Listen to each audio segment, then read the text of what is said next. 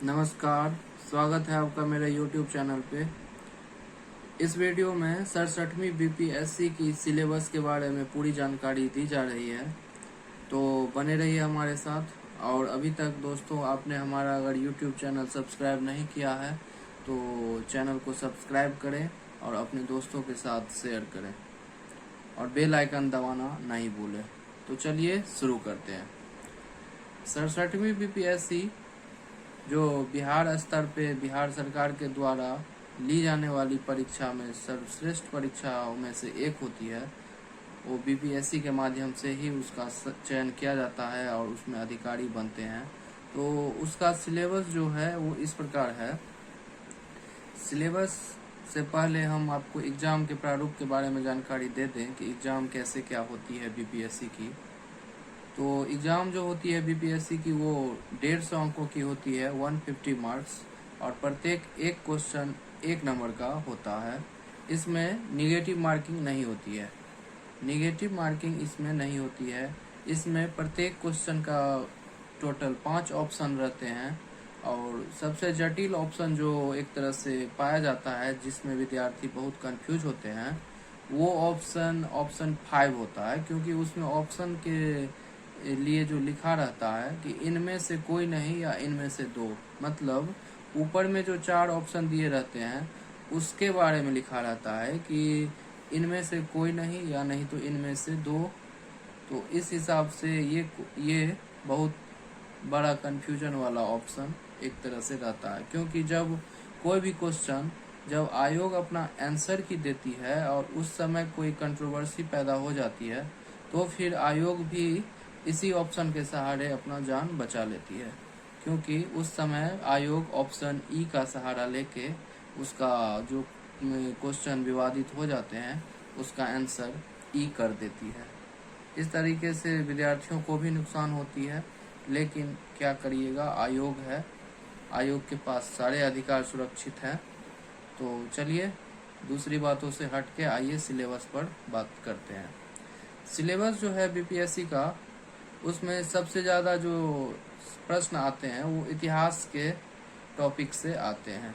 इतिहास में सबसे ज़्यादा प्रश्न आधुनिक भारत से आते हैं, जिसके अंतर्गत 1857 के विद्रोह, फिर कांग्रेस की स्थापना, उसके बाद फिर भारत का स्वतंत्रता संग्राम में कैसे क्या किनका योगदान कितना रहा, कांग्रेस की स्थापना से लेके 1947 तक भारत छोड़ो आंदोलन इत्यादि से प्रश्न सबसे ज़्यादा पूछे जाते हैं। मध्यकालीन इतिहास से प्रश्न ज़्यादा नहीं पूछे जाते हैं, लेकिन फिर भी इतिहास का अगर पूरा वेटेज देखा जाए तो 35 से 40 प्रश्न इतिहास से पूछे जाते हैं, जो 63 से लेकर 66वीं तक के बीपीएससी का यही ट्रेंड रहा है। कम से कम 35 क्वेश्चन इतिहास से ज़्यादा 42 से 40 क्वेश्चन पूछे जाते हैं। तो एक तरह से देखा जाए तो इतिहास का वेटेज सबसे ज़्यादा है बीपीएससी के एग्ज़ाम में। उसके बाद दूसरा वेटेज जो है सबसे ज़्यादा वो करेंट अफेयर का है।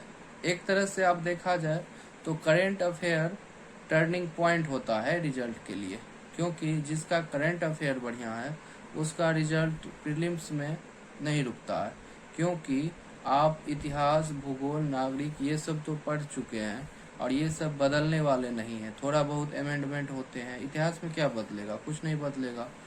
पॉलिटी में थोड़ा बहुत बदल जाएगा, ज्योग्राफी का थोड़ा बहुत बदल जाता है, जैसे अभी जम्मू कश्मीर यूटी हो गया स्टेट से, तो इस हिसाब से थोड़ा बहुत बदलते हैं, लेकिन उस हिसाब से नहीं बदलते हैं। जैसे करंट अफेयर 100% बदल जाते हैं, क्योंकि आज का करंट अफेयर आज के 1 साल के बाद जो एग्ज़ाम होगा उसका करंट अफेयर दोनों टोटली डिफरेंट हो जाएंगे, क्योंकि करंट अफेयर मैक्सिमम 1 साल का पूछे जाते हैं। और अगर ज़्यादा करंट अफेयर देखा जाए बीपीएससी के रिगार्डिंग तो 6 महीने के अंदर का ही करंट पूछे जाते हैं। अगर 30 करंट अफेयर पूछे जाएंगे तो उसमें 20 प्लस करंट अफेयर 6 मंथ के अंदर के ही रहते हैं और 10 करंट अफेयर उस 6 मंथ के बाद वाले के रहते हैं। तो फिर भी 1 साल का करंट अफेयर पूछे जाते हैं, तो करंट अफेयर का योगदान बहुत ज़्यादा हो जाता है। तीसरा सेक्शन जिसमें सबसे ज़्यादा प्रश्न पूछे जाते हैं बीपीएससी में वो साइंस का है। पहले साइंस 20 नंबर के पूछे जाते थे, लेकिन 2 बार से 65वीं और 66वीं में साइंस का वेटेज बढ़ा के 30 प्रश्न कर दिया है। अब लगातार 30 प्रश्न पूछे जाते हैं साइंस से, वो भी वन लाइनर, तो बहुत बड़ा योगदान होता है साइंस का भी। इसमें सर्वाधिक प्रश्न बायोलॉजी के रहते हैं, फिर केमिस्ट्री के, थोड़ा बहुत फिजिक्स के प्रश्न रहते हैं। बायोलॉजी से सबसे ज़्यादा प्रश्न साइंस में पूछे जाते हैं। इसके बाद देखा जाए कि कौन सा टॉपिक सबसे ज़्यादा पूछा जाता है, तो इसके बाद मिली जुली रहती है बिहार का करंट अफेयर और बिहार का जीके। ये इससे क्वेश्चन लगभग 15 प्रश्न पाए जाते हैं बीपीएससी के एग्जाम में। 15 प्रश्न जो है वो आपको भूगोल का भी देखने को मिलता है, कभी कभी 10 क्वेश्चन मिलेंगे, कभी कभी 15 मिल जाएंगे, तो ये फ्लक्चुएट होते रहेगा। अगर बिहार करंट अफेयर और बिहार जीके अगर 15 पूछेंगे तो ज्योग्राफी 10 पूछते हैं, ऐसे करके ज्योग्राफी का रेशियो चलता है। उसके बाद पॉलिटी जो है वो पॉलिटी आपको लगभग 10 से 12 क्वेश्चन पॉलिटी से पूछे जाते हैं, जो संविधान के हिसाब से, भारत का संविधान कैसे क्या है उसके हिसाब से वो क्वेश्चन बनता है। उसके बाद जो प्रश्न आता है वो मैथ और रीजनिंग एक तरह से मैथ का ही पार्ट समझ लीजिए बीपीएससी के हिसाब से, क्योंकि अलग से रीजनिंग तो देती नहीं है, तो 10 प्रश्न आपको रीजनिंग का भी पाया जाता है।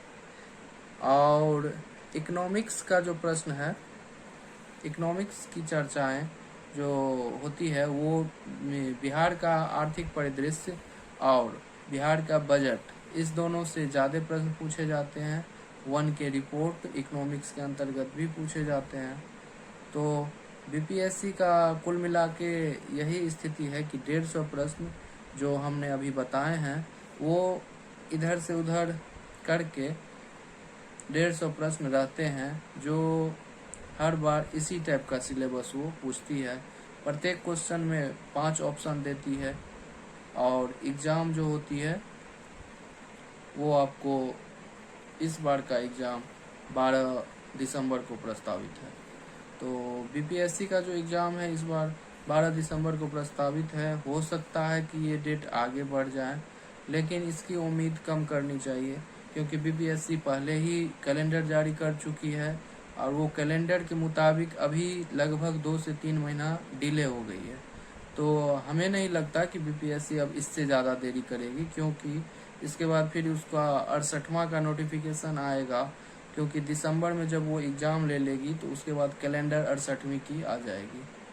तो हमारे हिसाब से 12 दिसंबर का डेट रहना चाहिए। वैसे देखिए आयोग क्या करता है। बिहार में पंचायती राज इलेक्शन है, तो हो सकता है कि इलेक्शन के संदर्भ में डेट थोड़ा आगे पीछे हो जाए, तो ये बड़ी बात नहीं है। तो और एक बात और, अगला जो हमारा वीडियो रहेगा वो बीपीएससी में कौन सा बुक पढ़ें ताकि आपका स्कोर कम से कम 110 प्लस रहे, क्योंकि पिछली बार जो कट ऑफ थी जनरल की वो 108 थी। और बीपीएससी का क्या है, सबसे बड़ा बात या फिर सबसे बुरा बात जो भी आप कहें, क्योंकि बीपीएससी जब आंसर की देगी, जब आप एग्ज़ाम देते हो तो उसके बाद फिर लगभग 1 महीने 35 दिन के बाद आंसर की देती है। तो वो आंसर की के बाद उसमें लगभग 10 क्वेश्चन आपका अगर सही है तो फिर लास्ट टाइम में 10 क्वेश्चन इधर से उधर वो करती है, क्योंकि वो प्रोविजनल आंसर की रहता है। उसके बाद वो ऑब्जेक्शन मांगती है, और ऑब्जेक्शन के बाद फिर से जब वो रिजल्ट देती है फाइनल रिजल्ट, उस टाइम में भी एक फाइनल आंसर की आता है, जिसमें देखा गया है लगभग 4-5 साल से ये ट्रेंड रहा है बीपीएससी का कि 10 क्वेश्चन का आंसर वो फेरबदल कर देती है, जिससे जो छात्र कट ऑफ में आ रहे थे वो बाहर हो जाते हैं, और जो छात्र नहीं आ रहे थे वो कभी कभी अंदर आ जाते हैं। तो ये एक मतलब बड़ा ब्लंडर वाली बात हो जाती है, क्योंकि जब आप उम्मीद लगा के रखते हैं कि हमारा स्कोर 100 है और हम सेफ जोन में हैं, लेकिन फिर आपका स्कोर अगर 90-92 पे आ जाता है, तो फिर आप कहीं ना कहीं बहुत मन को कोसते हैं, रोते हैं, लेकिन इस सब से होता कुछ नहीं है। आयोग अपना अधिकार हमेशा सुरक्षित रखता है। कभी कभी ऐसे प्रश्न का आंसर आयोग ने गलत दिया है जो आप सोच भी नहीं सकते हैं, लेकिन फिर भी आयोग है, उसका अधिकार है कौन से प्रश्नों का जवाब वो क्या दे, इसके लिए वो अपना अधिकार सुरक्षित रखते हैं।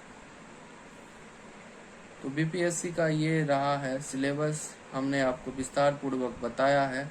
और अगला जो टॉपिक रहेगा हमारा वो बीपीएससी में बुक्स को लेकर हम रखेंगे वीडियो कि कौन सा बुक्स पढ़ा जाए ताकि स्कोर कम से कम 110 रहे, क्योंकि 110 से कम में इस बार आपका होना मुश्किल लग रहा है, क्योंकि पिछले बार जो कट ऑफ थी 108 गई थी और क्वेश्चन का लेवल भी उतना खराब नहीं था। ये अलग बात है कि औरंगाबाद में कुछ जगहों पे आपको क्वेश्चन आउट हो गए थे, लेकिन कट ऑफ तो ओवरऑल 108 गई ही थी। तो ये कट ऑफ के बारे में जो कह सकते हैं कि 100 पहले सेफ माना जाता था बीपीएससी में, कि आपका अगर 100 मार्क्स आ रहा है तो आप 100% सेफ हैं, वो अब बीट करता हुआ देखने को मिला है 66वीं बीपीएससी में। तो बने रहिए हमारे साथ। अगर ये वीडियो आपको अच्छा लगा है और बीपीएससी के सिलेबस के बारे में आपको जानकारी प्राप्त हुई है मेरे माध्यम से, तो मेरे चैनल को आप सब्सक्राइब करें और अपने दोस्तों के साथ शेयर करें। नमस्कार, धन्यवाद।